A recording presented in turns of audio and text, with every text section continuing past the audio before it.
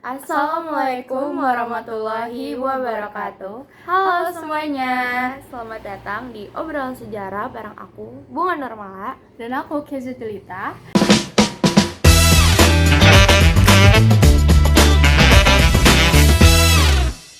Di sini kita bakal ngobrolin sejarah dengan cara yang lebih santai, tapi tetap seru dan berbobot.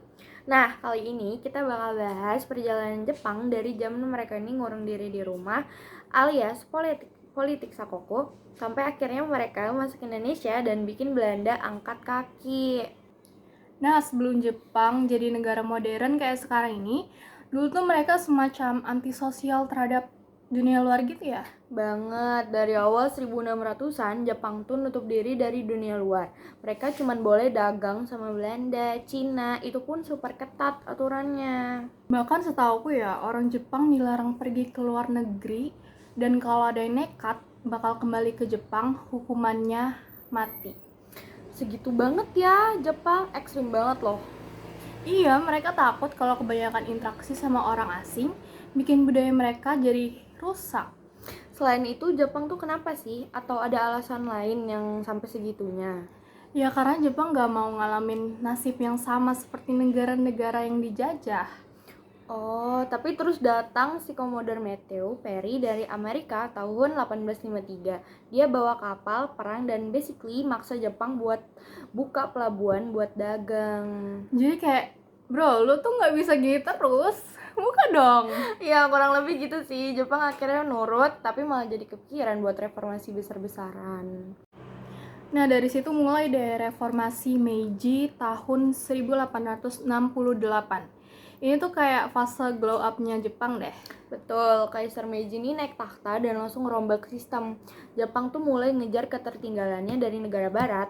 Mereka tuh bangun industri, perkuat militer, dan modernisasi pendidikan. Bahkan sistem militernya juga belajar dari Jerman, ekonomi dari Inggris. Pokoknya mereka nyontek semuanya dari barat. Dan ternyata strategi ini tuh berhasil guys. Jepang kayak dulunya tuh ketinggalan, sekarang menjadi salah satu negara kekuatan terbesar di Asia. Nah jadinya Jepang udah mulai kuat dan mulai ekspansi. Mereka menang melawan Rusia pada tahun 1905 dan mereka jadi makin pede, terus akhirnya ikut Perang Dunia Kedua. Terus pas tahun 1942 mereka tuh nyerang Indonesia yang masih dikuasai oleh Belanda. Nah iya, Jepang juga gercep banget. Dalam waktu yang singkat, Belanda dinyatakan kalah. Orang Indonesia sih awalnya banyak yang ngira itu tuh bakal menolong mereka buat merdeka. Tapi ternyata kayak kelihatannya kayak pahlawan, tapi ternyata nggak seindah itu loh guys. Terus tuh puncaknya di 8 Maret 1942 di Kalijati, Subang, Jawa Barat. Belanda akhirnya resmi menyerah kepada Jepang. Habis itu Jenderal Terpoten dari pihak Belanda tanda tangan perjanjian mereka menyerah tanpa syarat. Jadi kayak Belanda cabut dari Indonesia dan Jepang yang ambil alih. Ini benar-benar titik balik karena setelah lebih dari 300 tahun dikuasai oleh Belanda, akhirnya Indonesia nggak di bawah mereka lagi. Ya tapi bukan berarti enak juga nggak sih? Jepang tuh kayak tetap keras banget selama 3 tahun terakhir di sini. Iya, jadi perjanjian Kalijati bukan cuma akhir dari kekuasaan Belanda, tapi juga awal dari babak baru dalam sejarah Indonesia.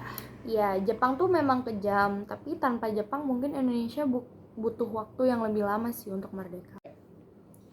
Jadi kesimpulan semuanya ini tuh membahas perjalanan Jepang dari negara yang tertutup dalam ekonomi Sakoku, lalu mengalami restorasi Meiji yang mengubahnya menjadi kekuatan modern dengan militer dan ekonomi yang kuat. Setelah itu, Jepang mulai ekspansi dan berhasil mengalahkan Belanda di Indonesia mulai melalui perjanjian Kalijati 1942. Meski awalnya dianggap sebagai pembebasan, penduduk Jepang tetap membawa kesulitan. Tapi peristiwa ini jadi titik penting dalam sejarah menuju kemerdekaan Indonesia. Ternyata seru banget ya ngobrolin sejarah ini, dari yang Jepang awalnya tertutup, terus berubah total sampai akhirnya nyerang Indonesia dan bikin Belanda pergi. Iya, sejarah tuh menarik banget loh, Kes, karena efeknya tuh masih bisa kita lihat sampai sekarang. Nah makanya guys, jangan malas-malas belajar sejarah. Oke, segitu dulu ya obrolan kita hari ini. Kapan-kapan Kapan-kapan lagi. Bye.